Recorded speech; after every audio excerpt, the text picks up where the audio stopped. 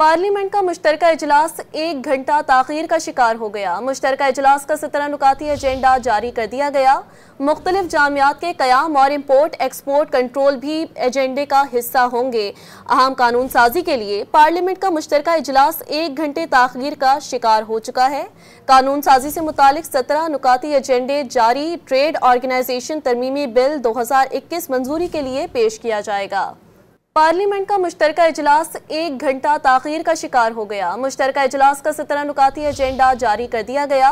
मुख्तलिफ जामियात के क़याम और इम्पोर्ट एक्सपोर्ट कंट्रोल भी एजेंडे का हिस्सा होंगे।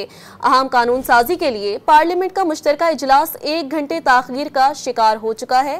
कानून साजी से मुतालिक 17 नुकाती एजेंडे जारी। ट्रेड ऑर्गेनाइजेशन तरमीमी बिल 2021 मंजूरी के लिए पेश किया जाएगा।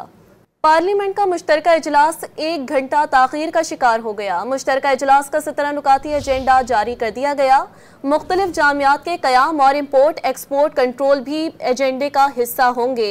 अहम कानून साजी के लिए पार्लियामेंट का मुश्तरका इजलास 1 घंटे ताखीर का शिकार हो चुका है।